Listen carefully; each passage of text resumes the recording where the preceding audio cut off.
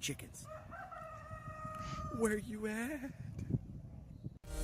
Huge shout out to all of the Adventurers Guild members here on YouTube and all of the supporters from Patreon for their dedicated support of keeping this channel always on the rise.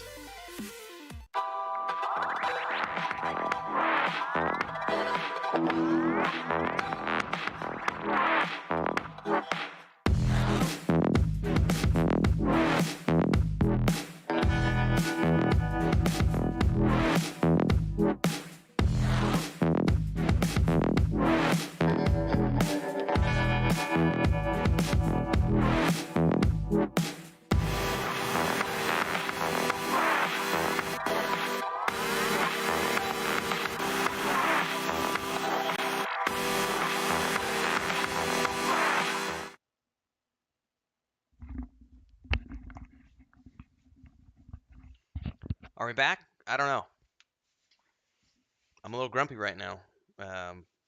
My backwoods ISP bullcrap decided to just nuke the connection once I started to upload, which really, Chris and I are going to have to go have a discussion with them because they said they were no longer giving us issues and we were fine for the last 2 months, and all of a sudden the last week and a half they have definitely been getting cranky about my constant streaming to YouTube, and they're blocking my connection to YouTube sometimes. Yay for cable internet and not having fiber in the big city. Anyway, whatever. Push past. Theoretically, we're live again.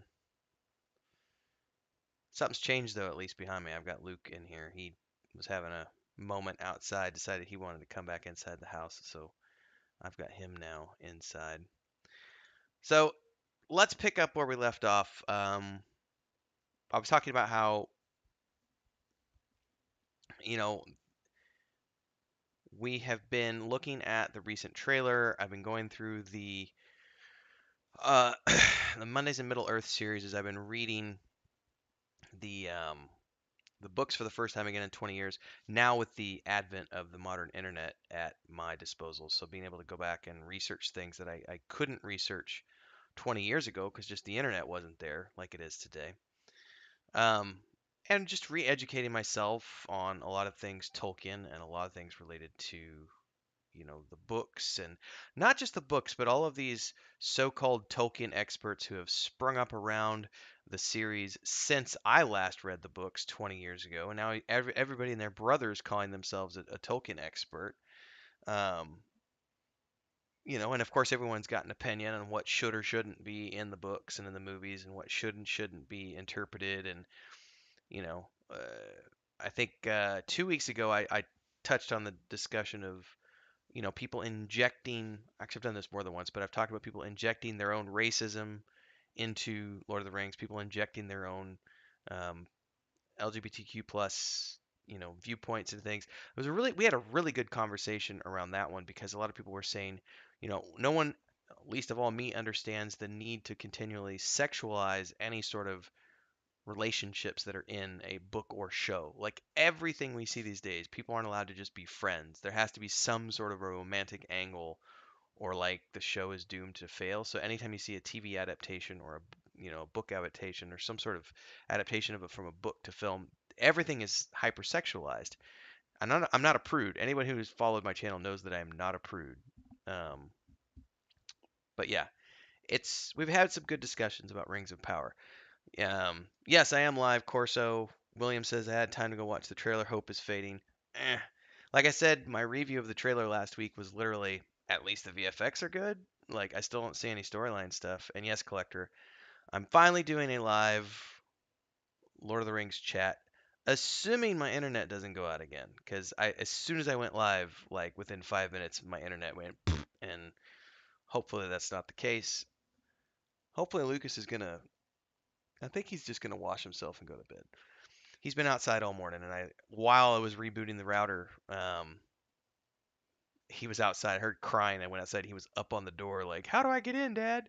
It's like, dude, we left the window open for you back in the kitchen, and he just hasn't figured out that he can. He jumps out that window, but he hasn't figured out he can jump back in the window. So he's in here now. So it's not going to be a pristinely clean background like I'd like it to be. We have cat sheet on the bed, and his sister didn't want to come in, so it's just Luke today. I've heard bad things about the Buzz Lightyear. Um, yeah, they didn't even use the same actor, Tim Allen. They didn't even use him.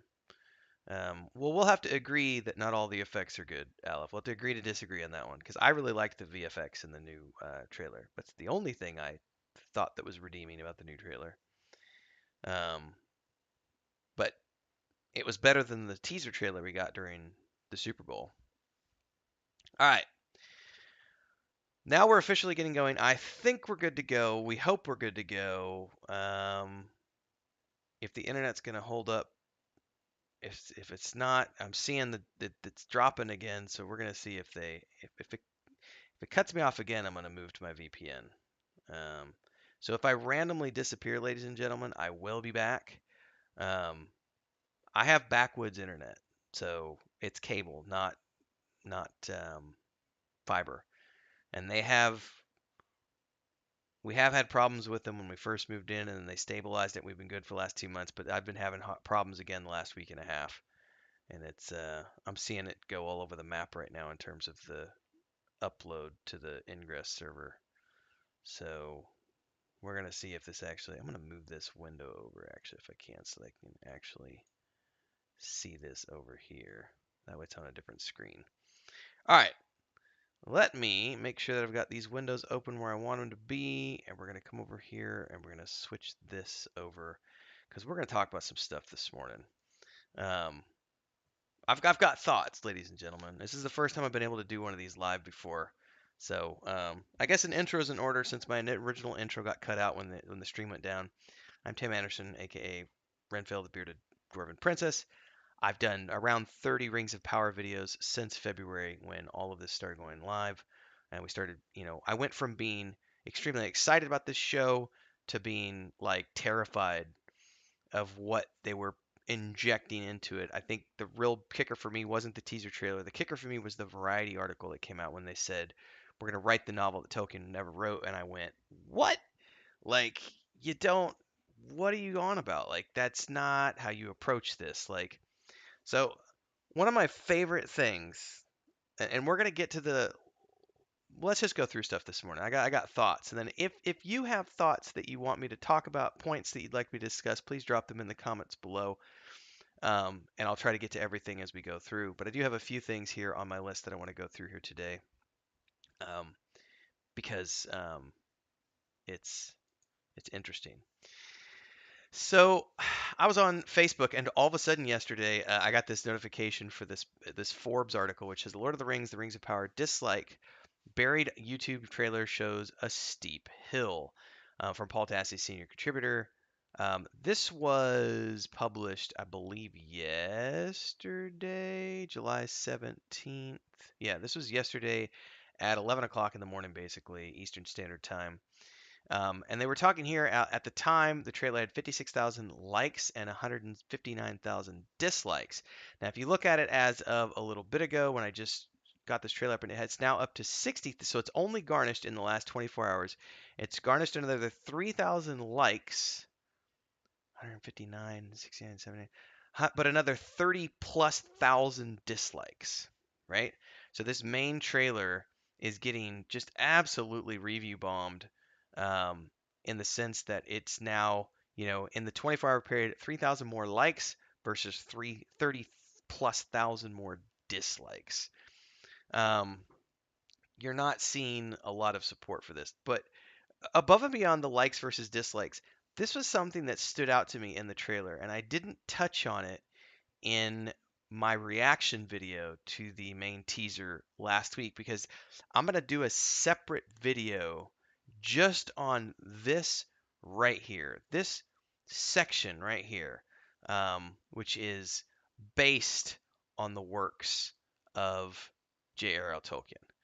Um, because this is something we've been saying for a very, very, very long time. Fans like myself have said, if you're going to do this, if you're going to take the route where you're going, where you're forcing all this agenda, political stuff into it, and you're not just doing an adaptation, because they can't do an adaptation because they don't own the rights to the Silmarillion and much of the Second Age material. So everything they're making their show around is stuff from the appendices, and they're inventing, they're writing the novel Tolkien never wrote. You should just come out and say that it's based on the works of J.R.R. Tolkien.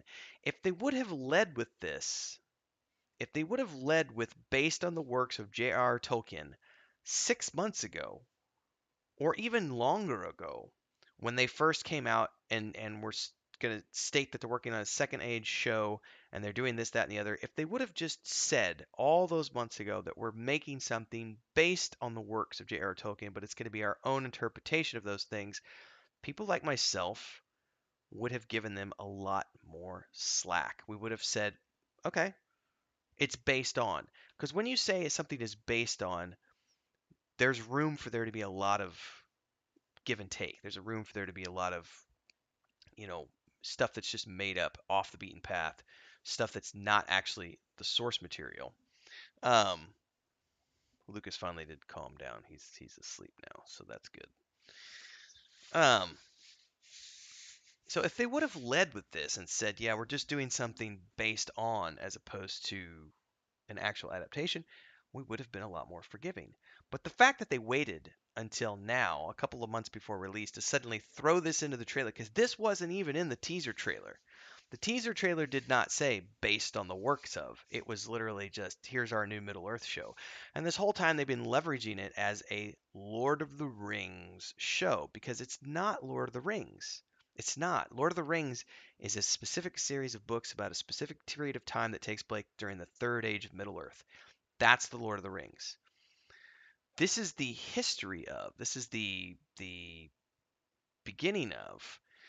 And it's not the same thing. We could have just called it, Middle Earth's Rings of Power or something to that effect. But calling it Lord of the Rings of Power is something that I'm hung up on. It's not that big of a deal. I'm just, like I said, I like to rant about things and have a discussion about them. And in any case, this is something where, based on the works of, makes a lot more sense for a loose interpretation of rather than an adaptation of. Because if you're going to adapt something, you're staying true to the source material, and they haven't. So I thought this was a really good thing, a really good takeaway from the trailer. When I saw this pop up, I went, oh, but I can't talk about that during my reaction video because this in and of itself is a whole video that I'll do here on my channel later on. So stay tuned for that because I will have a based on the works of J.R.R. Tolkien reaction video at some point to talk about those things. Um, what else we got going on here on my agenda today? Dun, dun, dun, dun.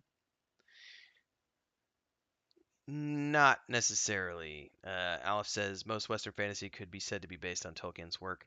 That's no, not in the way that I understand what you're getting at. I understand what you're saying, that everyone is inspired by Tolkien and therefore everyone's works is based on Tolkien. I understand that argument, but that's not what we're talking about, what it means when something is based on. This is a phrasing that's used for film licensing, TV licensing, things of that nature. So when we say based on and we're talking about a film adaptation or a TV adaptation, that means something completely different than us generically applying that term to every fantasy writer who has ever come after, because we could say that about everything. We could say that about the Sword of Shannara, the Wheel of Time, Star Wars to some degree, like everything theoretically. It's like the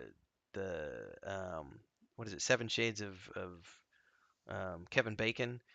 Everything, you can connect everyone to Kevin Bacon at some point. You can do the same thing with Tolkien. You could theoretically, if you wanted to interpret that way, you could pull everything back to Tolkien if you really wanted to go, you know, do that.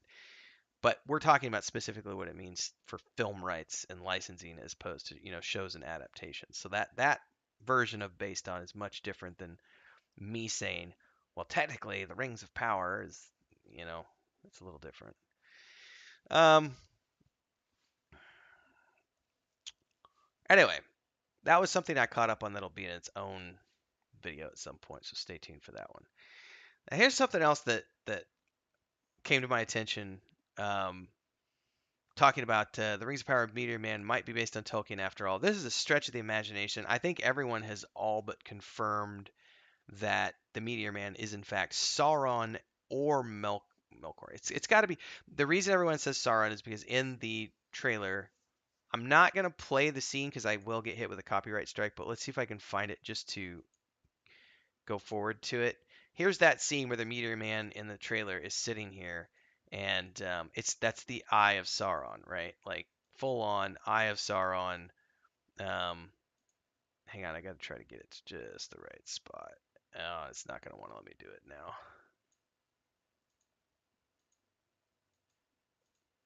I'm trying. There we go, right there. That's the Eye of Sauron. Right there. And everyone is pretty much in agreement, I believe, that the Meteor Man that we saw in this main teaser is in fact Sauron. Because when he gets up out of here, the flames just go whoosh, back into the man.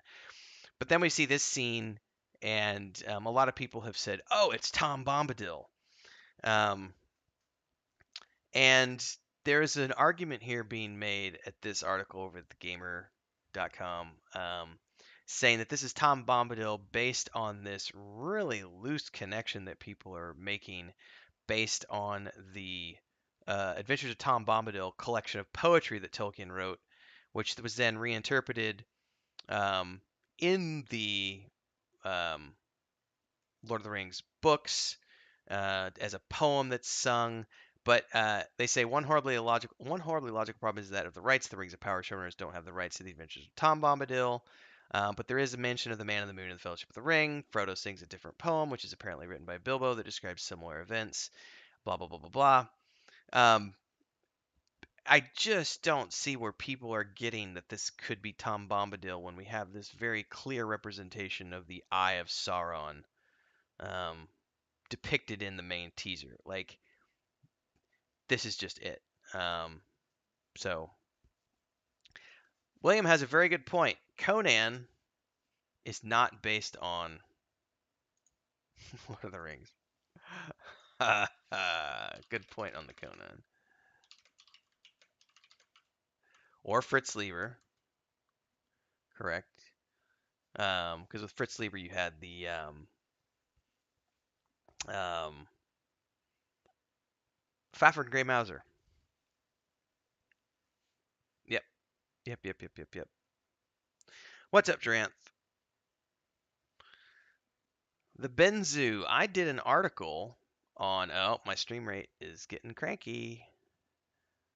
I'm paying attention to this now. My stream rate's dropping. If it does drop, I may just flip my VPN on and see what happens here. Give me a second. I'm keeping an eye on this more than I am the stream at the moment. I'm just going to go ahead and get my VPN up, because if they decide to shut everything down, we're just going to... Oh, we're coming back up again. Who knows? Some sort of weird throttling going on.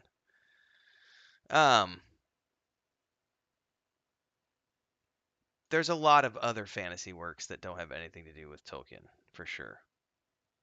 For sure. Collector says it can't be Melkor. It would be too cheap for him. We don't know that. It could be Melkor. Because Sauron, as far as I remember, Sauron didn't fall from the sky. It wasn't cast out of anything. But we definitely got Melkor was cast out, so it could be that. But they could be giving us their own interpretation of how Sauron arrived on Middle Earth. Like, we don't really know.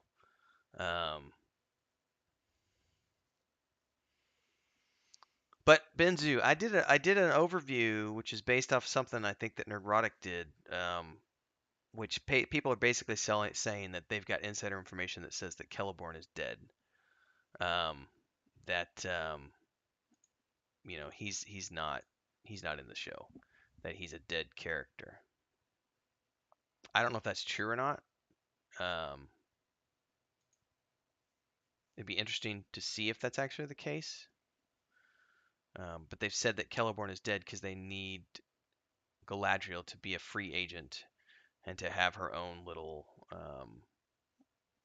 world to operate in without being tied down to any man, which I think I've talked about before. Um, we don't know exactly what's going to happen there.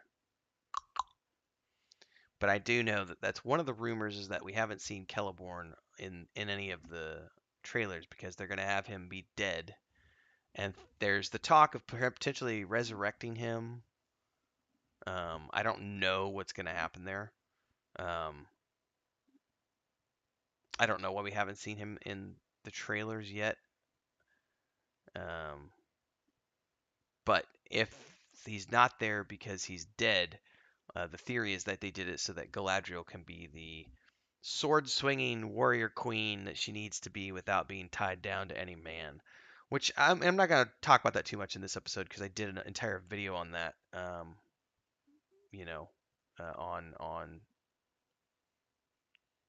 her and her agency and the way they rule Lothlorien together. They're not tied into each other. They're not. Excuse me. They are tied into each other. They are not separate agents. When you read The Lord of the Rings, Galadriel and Celeborn are one. They are of one mind. They are of one heart. They very much work as a team. Even though Galadriel does have the power of the ring, Celeborn is very much the Lord of Lothlorien. He's definitely the leader of things. So yeah, it's gonna be very interesting to see how they attempt to pull that off. Because so far it's a little crazy. Dun, dun, dun, dun. Anna says that's great because it frees up more time for Amazon's original characters. Amazon's original characters. They're not all bad. We could get some very good storylines out of those, but I don't know. Like at the same time, I think the one that bothers me the most is the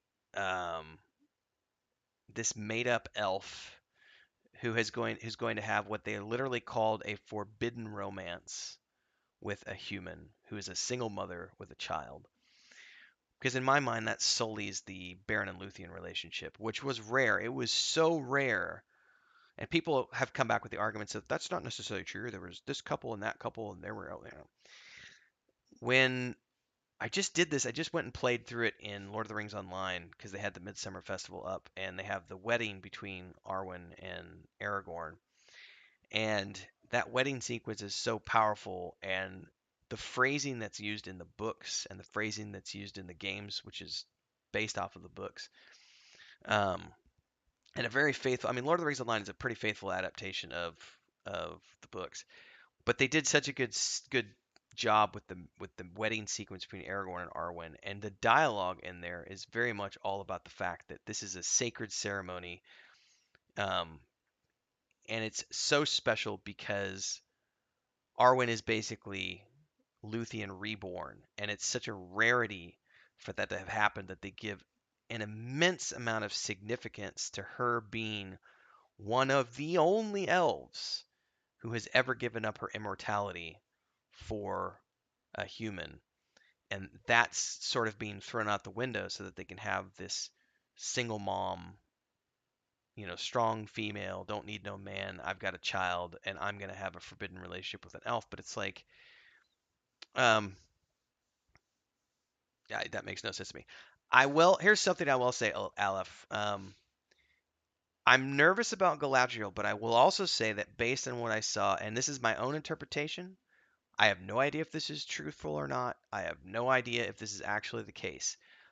But having seen the main teaser recently and the way they portrayed sequences in that main teaser, especially during the conversation between Elrond and Galadriel, it felt more like she was having flashbacks to when she was involved in the Kinslayer Wars and all these other things, which is when she actually was an active, in the, in battles.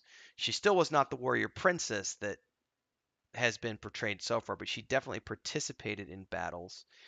But the thing with the Second Age is the entirety of the Second Age is her being tied to Celeborn and that relationship of going to Lothlorien and building her own kingdom. And she was not a warrior princess during the Second Age. She was not a warrior queen during the Second Age. She was very much a seer. She's, got the ring and she's all about growing Lothlorien. And so what I took away from that trailer was the potential. Don't know if this is true, but the potential for the warrior princess elements that we've seen portrayed so far, those could be flashback sequences. And I say this with great, ifs, if they do it as flashback sequences, I would give them more respect than they've gotten so far. Because if they did those sequences as flashbacks and it was all about her um, during her time in the Kinslayer Wars and when she was actively sort of a warrior in those battles, that would make more sense than trying to make her a warrior princess during the Second Age. Now, I don't know that that's I have no idea if that's the case. I'm saying that when I watched the conversation, the way it was cut together in the main teaser trailer, the conversation between Elrond and Galadriel was very much Elrond telling her, "You don't need to use your sword anymore. Lay down your weapons, relax." And then her giving the speech, which is basically Gilgalad's speech of, we don't know that that's the case. He could be coming back. We need to stay ready. Like that sequence to me felt very much like the sequences that we were seeing, the scenes that we were seeing were her remembering the things that happened before and saying, I need to keep my sword at the ready. I'm not saying that that's the right thing to do. I am saying that if they do it that way and it's presented as a series of flashbacks, her warrior days, then I will give them more credit than what they currently have because that would be a way to do it that I think would be more respectful towards the lore, which is yes, she did participate in battles. She was a warrior at one point in time, but not during the Second Age, which is when this show is being set. Yeah, the rumors, I think that I talked about that before you got here, Rohit. The rumor is that Celeborn is dead because they need Galadriel to have free agency. There's talk about maybe bringing him back via the Elven resurrection. Um, I have no idea if that's actually going to be the case or not. We will, I guess, see later on how that pans out. Because at this point, we really don't know what's actually going on with Celeborn. We just haven't seen him in any of the trailers, and that's what we did. God, I can't remember what episode that was of Mondays in Middle Earth. Probably 4 or 5 weeks ago was when we were going through the village because I'm in the middle of the Two Towers right now. I was actually just saying that at the beginning intro when I got cut off. I just hit chapter 8. Where am I at? Yeah, chapter 8, The Road to Isengard. So I'm just now getting to that middle section of the Two Towers. So we covered the Lothlorien sequence, like I want to say 6 episodes or so ago in our Middle Earth read through. And if you read The Lord of the Rings, like as it's written, Celeborn is very much the Lord of Lothlorien. He's the badass there, not Galadriel. Galadriel plays an important role, and she is an equal to Celeborn, and they rule Lothlorien sort of together. But if you read the way that that is written, um, in the text of the Lord of the Rings, Celeborn does all the talking to the Fellowship. He's the one giving all the orders. He's the one talking to the party. What's happened? Where's Gandalf? This, that, and the other. Galadriel really only says a tiny little bit, and then she has the mirror sequence with Sam and Frodo. But apart from that, Celeborn's the one who does, all the talking. He's the one who has the feast. He's the one who orders all these things to happen. Celeborn is very much the lord of Lothlorien. Now Galadriel is there with him, and she's definitely the co-manager of Lothlorien. But the way it's written in the text is very much she is the silent partner to Celeborn's manly elf, and that is something I feel like they're trying to fix with the show, is they're trying to show that Galadriel was her own woman and her own entity and her own force, and so they need her to be the only way to make her that, the only way to have her become that strong female lead is to get rid of Celeborn. Because if she's always in the shadow of Celeborn, she's never going to have her own agency and be able to be that character. Um, so I'm gonna go back. Somebody had mentioned the eyes section. I know that's at the beginning of the trailer. Again, I can't play the trailer because I'll get copyright strikes. I'm trying to scroll through because that scene when she looks up and you get the eyes, it is towards the this part right here. You definitely that was a cool sequence. That was a really cool sequence in the trailer, for sure. What's up? What's up, Faster? Um, that was a pretty cool sequence, no lie. Um, yeah, for sure. Yeah, Aleph. That could be more entertaining than what the trailer shows, than what the teaser shows. But we don't know. We don't know yet. Wonder why it goes dark after I start doing that. Who knows what's going on there?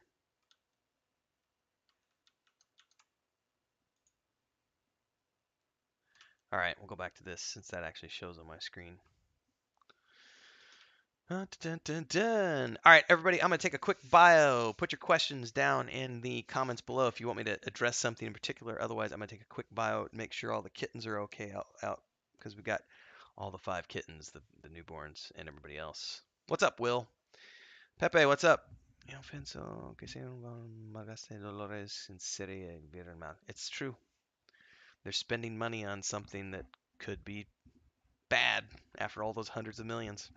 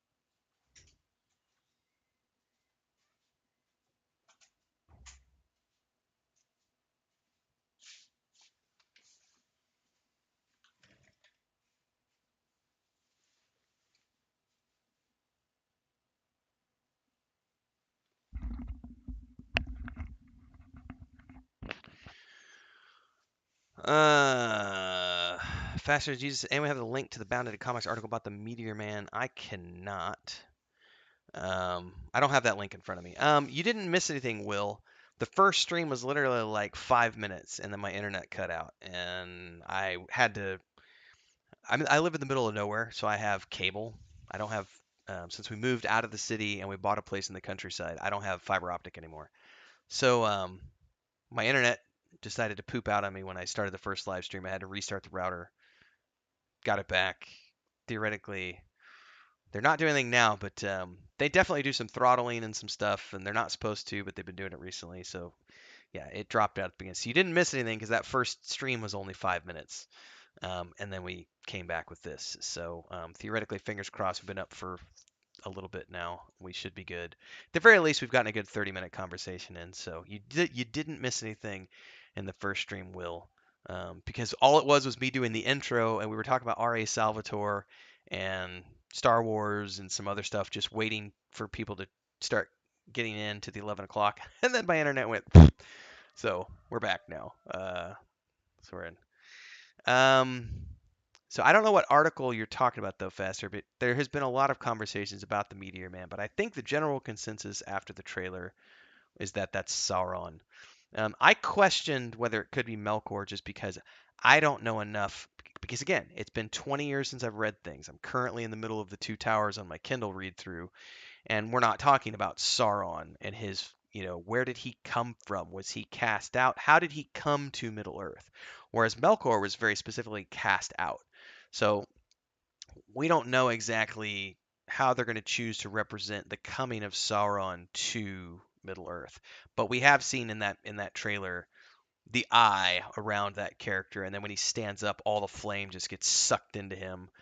I don't feel like that. There's no way in my mind that that can be Tom Bombadil. Like that's got to be Sauron, and I think most people are saying that that's gonna be Sauron. I don't know where Leia is, everybody, so I just went out. The five kittens are relaxing. Obviously, Luke has just passed out here on his little. I had to get the cat sheet for him. I know people usually ask about the kittens when we're doing live streams, so they're 6 months old now. Um, Luke and Leia. The other one's just hit 9 weeks, so fun stuff there. Will Harper asks, looks like it from the article in the background. No, the one I have, hold up real quick, Faster. If the one you're wanting is this one, I can drop this link in. Hold up. This one right here. This was not a Bounty on Comics. This is the gamer.com. So give me a minute. I'll drop this into live chat here. But that's just a very interesting article about how it could be Tom Bombadil. Will Harper asks, he says, I have the first two R.A. Salvatore trilogies. I haven't gotten into them yet. Is he worth it? So we were discussing this at the beginning of the stream about how Tolkien was a very specific type of writer, and he wrote English in a very specific way because he was an English professor, and he was also using English from 100 years ago. So we were talking about the dialogue in the trailers we've seen to date. A lot of people have complained about the Harfoot dialogue is absolute trash. And some people have complained about the dialogue between Elrond and Galadriel. Oh, that's crap dialogue. Some of what I've seen from the Harfoots, yeah, it's a little. It feels generic fantasy, and that's the conversation we had in that very first video that got cut out by my internet connection. Was when you're looking at Tolkien's work, the way he wrote was a very distinct type of English written at a very specific point in time, and it's not generic fantasy. It's kind of like what I would consider to be high prose, right? Then you could take a look at someone, and the example I gave was R.A. Salvatore, who writes generic fantasy, which is not to say that it's not entertaining. R.A. Salvatore is very entertaining, but he writes a very specific one-dimensional type of fantasy using modern language. It's very one-dimensional. If you've read one R.A. Salvatore novel, you've read them all. I will say that, yes, anything by R.A. Salvatore is going to be a fun read, especially the Forgotten Realms stuff, like the Dark Elf trilogy, the Icewind Dale trilogy. highly, highly entertaining. We were talking about the Star Wars novels and like Kevin J. Anderson versus R.A. Salvatore. I prefer Kevin J. Anderson to R.A. Salvatore. That's just a personal preference. I like Michael Stackpole out of all of those guys who wrote Star Wars novels. I think Stackpole's writing is amazing. Um, no, Salvatore is a lot different than Weiss and Hickman. They're they both so Weiss and Hickman.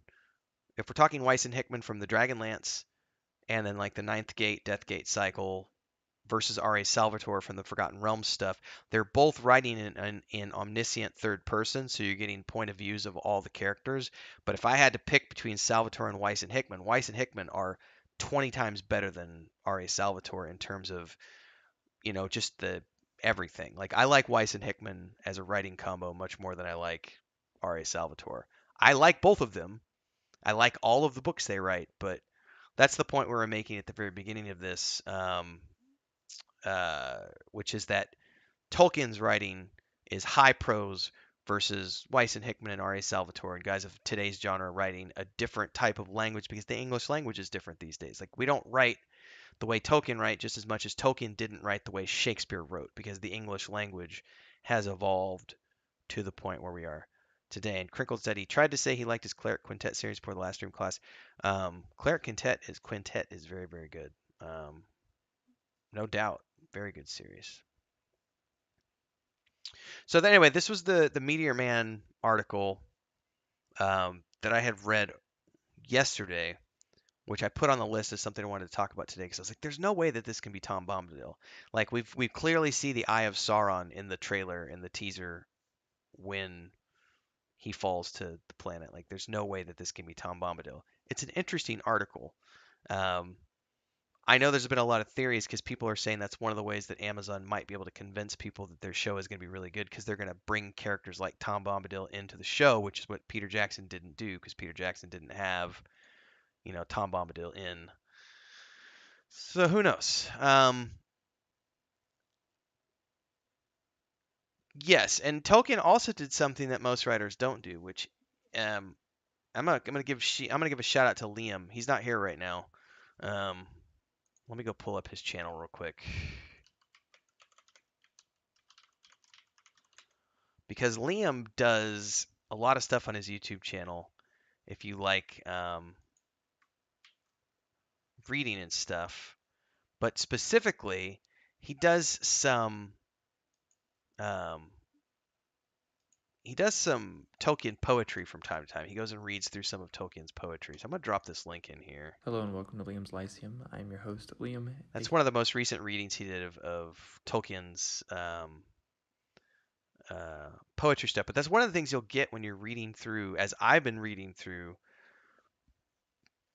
doing my Middle Earth read through, is that um, you very much get not just the language that Tolkien's writing, but the poetry, which is something that I don't think any modern writer could pull off because that's what Tolkien did before he wrote Lord of the Rings. Was his whole day job was, being a professor of language and translating, you know, these stories like Beowulf and so on and so forth, Egwin the Green Knight, all these other things, putting those into modern English.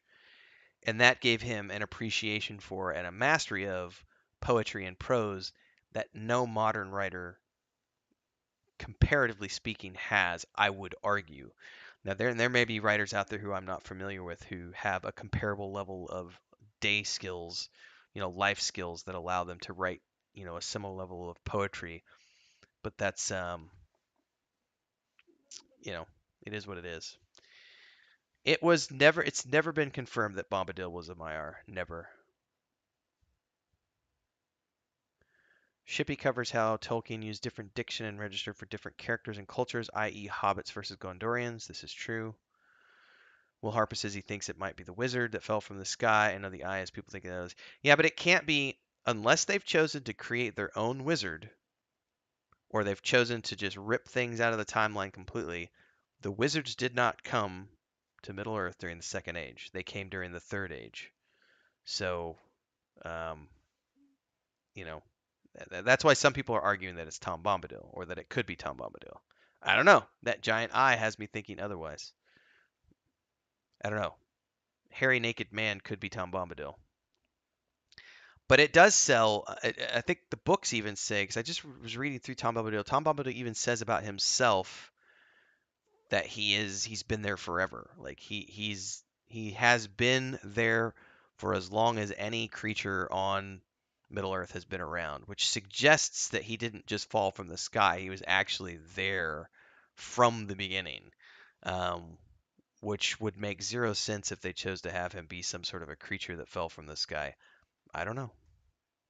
I don't know.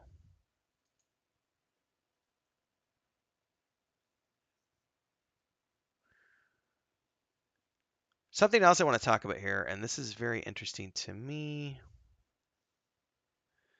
Where is it at here? Yeah, this is something else I wanted to talk about during today's discussion.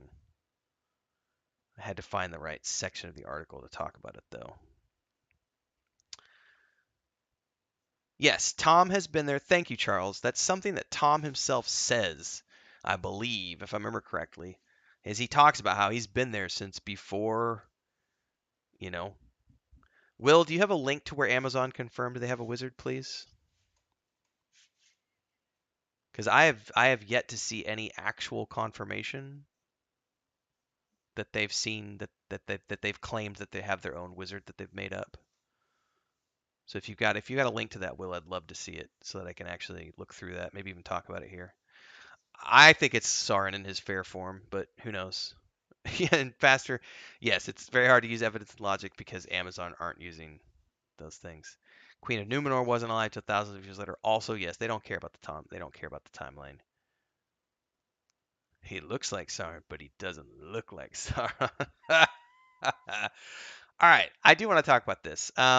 The writer for this piece from Forbes, Paul Tassi, he says, my skepticism has come from spending this much on any show individual, talking about the money that they're spending. He says, but what concerns me the most is that Amazon has trusted this project to two people who are completely unproven in the field of television, showrunners John D. Payne and Patrick McKay. I'm not insulting either of them because there is nothing to even insult.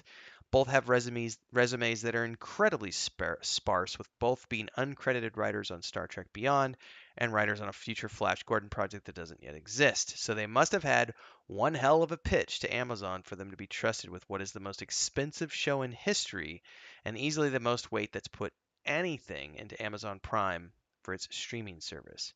Now they do go on to talk about how, that doesn't say that hits can't come from unexpected places. For example, on Game of Thrones, DB Weiss had like nothing to his name before Game of Thrones.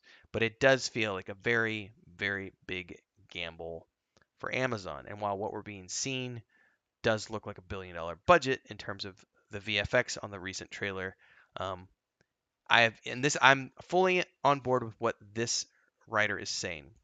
I have yet to hear a compelling story being crafted, as the trailers, and I'm gonna put my own emphasis on trailers as opposed to trailer, just seems like a bunch of vague generalities which I cannot really parse where what is supposed to be what and where this is going as a prequel, other than the descriptions I've read about the Lord of the Rings era in which this takes place. I think everyone is right to be skeptical given the evidence and given what is being shown so far. The only thing that will shut everyone up is a good show, and come September we'll figure out if that's actually something the case, or if Amazon has nothing but a bomb in front of them. So I would love to know how they were able to pitch their way into running a $1 billion show when they don't have any real credits to their name. Don't know. Don't know. Don't know.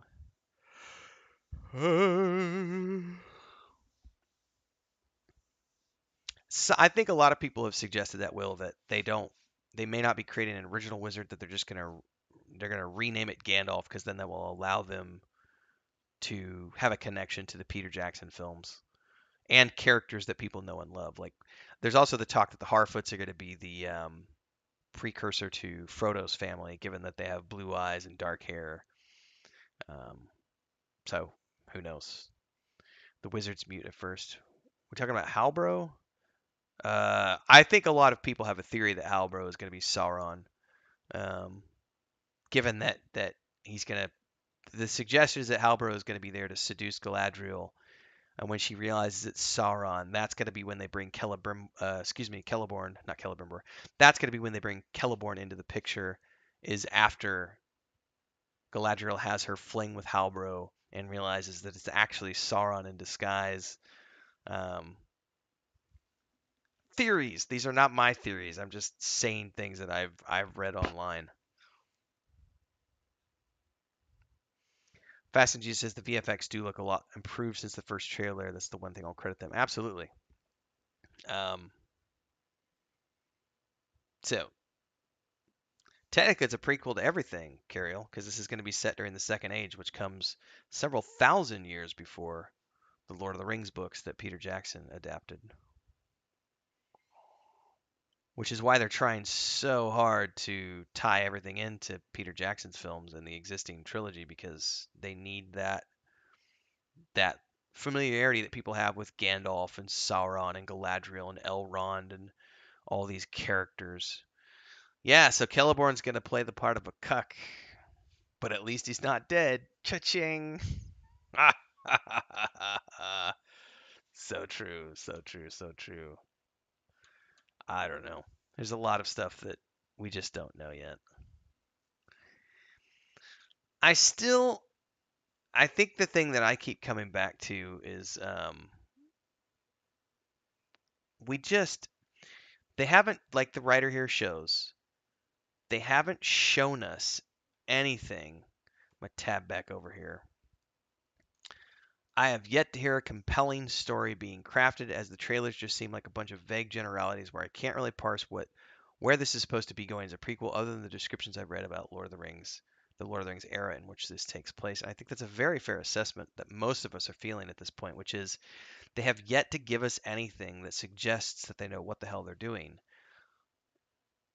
And all I've seen so far is comments made from the executive producers about how we're writing the novel that Tolkien never wrote.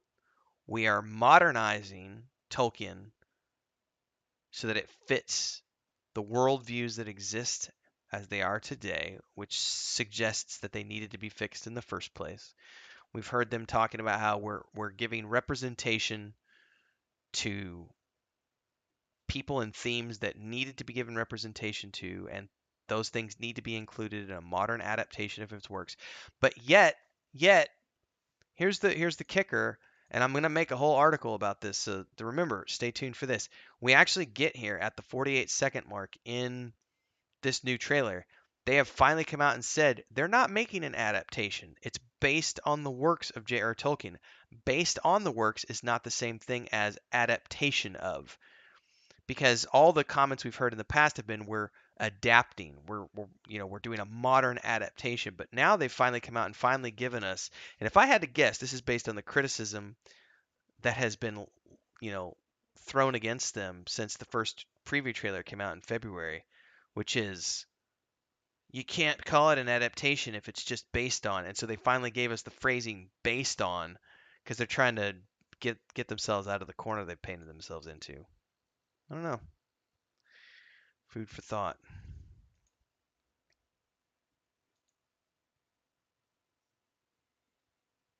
Mm-mm-mm-mm.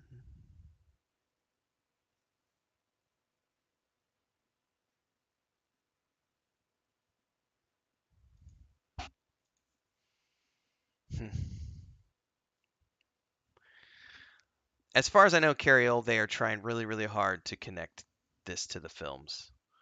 And so far, yes, they haven't shown any story in trailers, only landscapes and snippets of text, which don't have any story relevance. It's like generic fantasy dialogue.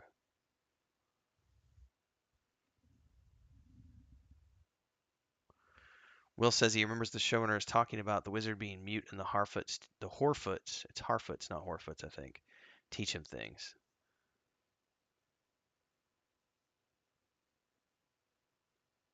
Yeah, inspired by would definitely be a little more honest than based on. It is what it is.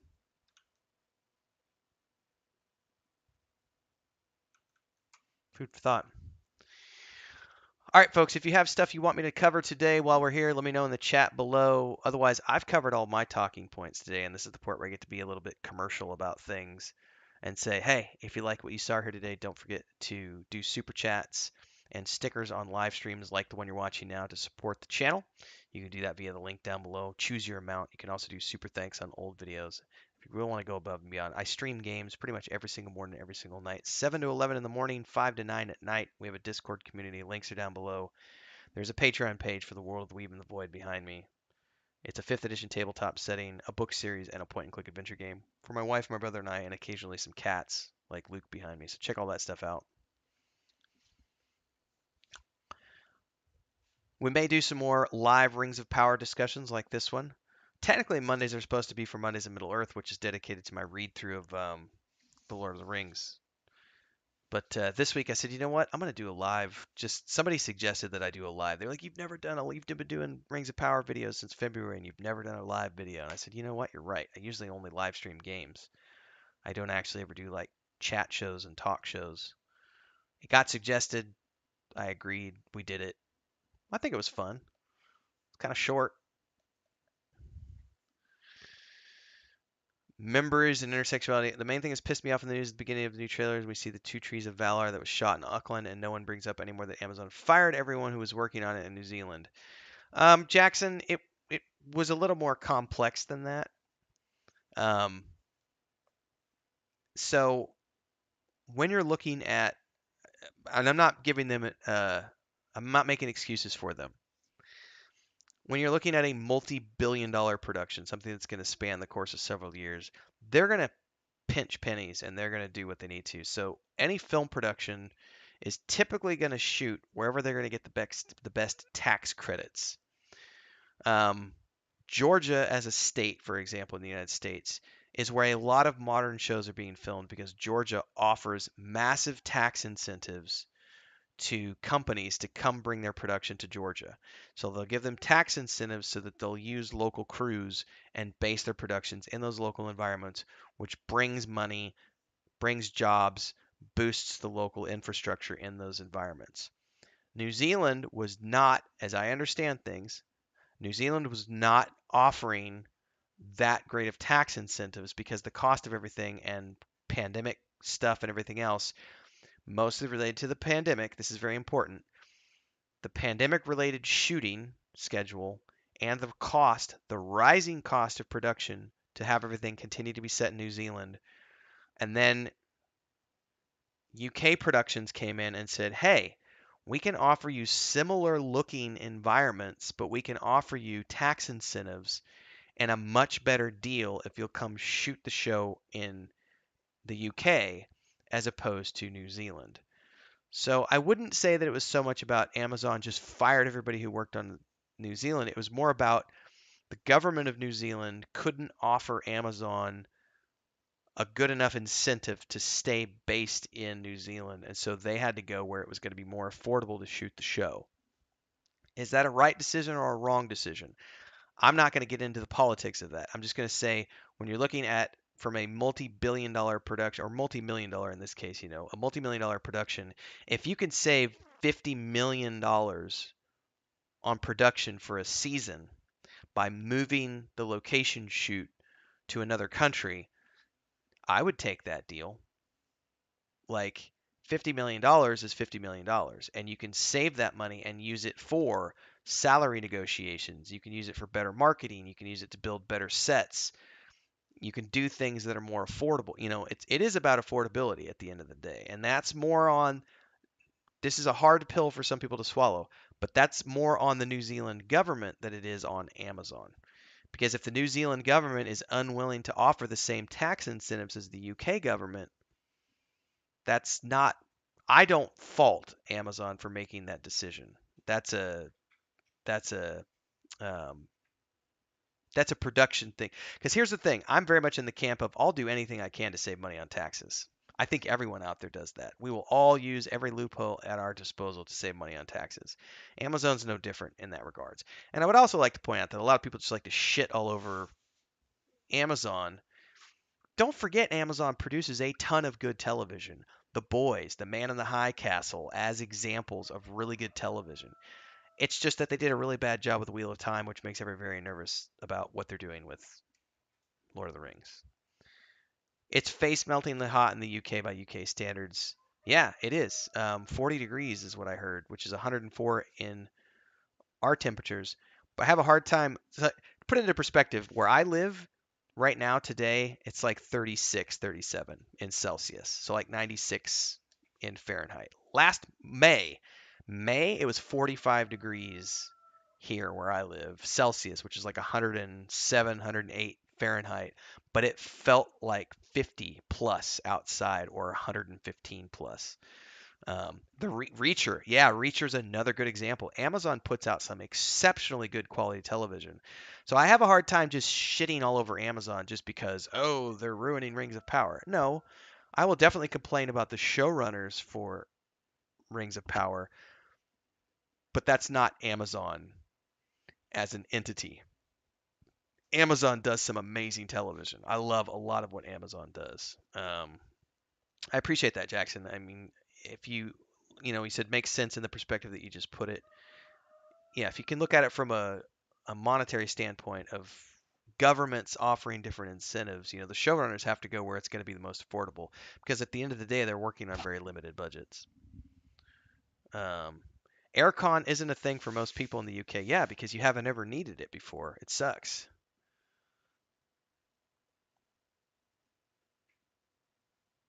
Wheel of Time was supposed to be big. Man, I feel so bad about Wheel of Time. Yes, The Boys is legendary. The Boy is amazing. The new Reacher show, from what I've not watched the new Reacher show yet. Chris and I, it's on our list. We literally. So for those of you who are tuning in for the first time, I see a lot of familiar faces, but I also see some new faces. We just moved, so we moved from the big city out to the countryside, and so in March we moved.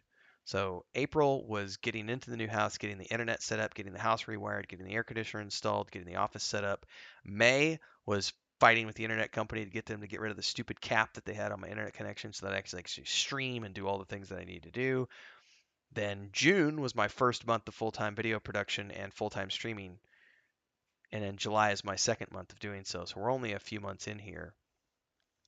And I haven't been able to get caught up on all our shows. Chris and I just resubbed Netflix like 2 weeks ago so that we haven't had time to watch shows for 4 months. So we're just now getting caught up on. We just finished watching Stranger Things last week. We're currently in the middle of the most current last season of The Last Kingdom, which is season 5. And then after that, we got to watch the new season of The Boys. Then we're going to watch Reacher. And I've got to get it caught up on the last season of Star Trek Discovery, the last season of The Expanse, season 2 of Picard, Strange New Worlds. Like I've got like half a dozen shows that I need to watch to get caught up on, um, apart from what Chris and I watch together. And the time that we watch shows these days is very limited to usually only Saturday afternoons and Saturday evenings, and probably Monday afternoons a little bit, because usually I'm streaming, you know, mornings and afternoons, and in the afternoons I'm working on the Weave and the Void stuff, so we don't have a lot of time to watch TV. Um, Well, Chris and I were just in Ireland I mean, I say just in, it was a few years ago. 2017, we were in Ireland doing we were there speaking at a conference, and then we worked with Fáilte Ireland, which is the Irish Tourism Board, and we did a big road trip around the country, and we went up into Northern Ireland and we went to a bunch of Game of Thrones shooting locations, and I gotta say, like, we had a lot of, Chris and I got to see a lot of cool countryside when we were in Ireland. We didn't go into the UK per se, other than Northern Ireland. But just the month we were on the ground in Ireland, we got to see a ton of shooting locations for Game of Thrones, and it was the Dark Hedges was the coolest thing. Like, and we went there. By the way, the trees got knocked down this last year. Terminal List looks awesome. I've heard nothing about good things. Let me see if I can pull up this image of the Dark Hedges that we went to. Instagram. And I'll drop this in YouTube chat for folks, because we did get to see a bunch of cool shooting locations from. This was right before we put the travel blog into retirement. I know we have a Dark Hedges shot. I gotta find it now. Bum, bum, bum, bum, bum, bum, bum, bum. Nope. Maybe it's only on Facebook.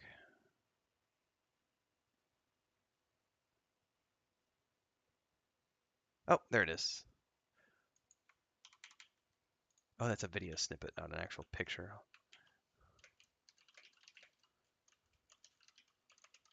There's some really cool landscapes in the UK. So Invincible's a great show, Will. Oh, I guess you guys could have seen that. I forgot I was tabbed out. Let me go back to that real quick. I forgot that I was actually doing this instead of needing to link it. So this is when we went to this was a Dark Hedges shot we got when we were there. And this is right before all the, this is a drone. We did a bunch of drone photography and videography when we were there. This was Tullymore Park, which was where they shot a whole bunch of season 1 sequences. So we got to go in there. They let us in with the drone, and we got to go in and do a whole bunch of drone photography. Really cool stuff. So the UK definitely has a ton of good location stuff. So I mean, it's New Zealand has great stuff. The UK has a lot of great stuff. I mean, they filmed like a bunch of the Last Kingdom stuff was filmed there as well. So all right, I got nothing else, folks. We're an hour in. I don't want to drag this out forever because I don't have a co-host, and we're dipping into other stuff that has nothing to do with Rings of Power now. So thanks for folks who were here hanging out today. I love Ireland. The butter in Ireland and cheese and all the dairy products in Ireland are to die for. Oh, I would love to go back. There's 2 places that I love. 3 really, but Chris loves. We both love Spain. We both love Ireland. She's never been to Italy. I have been. I love the food in Italy. Um, Usually we go wherever we like the food the most. Landscapes are great, but food for us is a big reason that we go. So for those of you who don't know, I used to run a travel blog with Chris, and we did that professionally for a good 10 years. We traveled around the world, worked with a lot of tourism boards and a lot of hotel chains, and most of what we did was gastronomy based. So you do a lot of outdoor photography and videography, but also a lot of gastronomy photography. Um, and since I moved into game development and full-time streaming and stuff, obviously we don't do that anymore right now. But also because of COVID, like I wouldn't have wanted to travel over the past few years anyway. Now that we're getting back into travel times, we might have to get back on the road.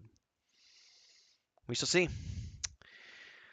I'm gonna head out, folks. There may be a stream tonight. I haven't decided yet. We'll definitely be back tomorrow morning. We're streaming Vanguard and stuff. But as far as Rings of Power goes, stay tuned. I'm gonna continue to do 1 or 2 videos per week for the Rings of Power stuff.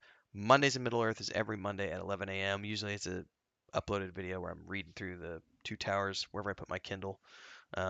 Next week we'll be back to do another read through. But this seemed to be pretty good. We had a pretty good turnout. It's going to be very interesting to see what the YouTube algorithm does with this video after the fact and if they promote it out a lot. So thanks for everybody for being here today. Thanks for the subscription, Krista Barrett. Most of my channel is RPGs, MMORPGs, Rings of Power, Middle Earth stuff, so hopefully you like that kind of stuff. And for those of you who are here, don't forget to like, subscribe, hit the bell icon if you haven't already done so. Join the Discord, links are down below. Support the channel via donations, via super chats, super stickers, and live streams. You can join as a member for $2.99 a month. You can gift memberships. All those are great ways to support what I do here on YouTube. And stick around because we got lots more fun stuff coming. Thanks for hanging out, everybody. I'll see you next time. Stay safe.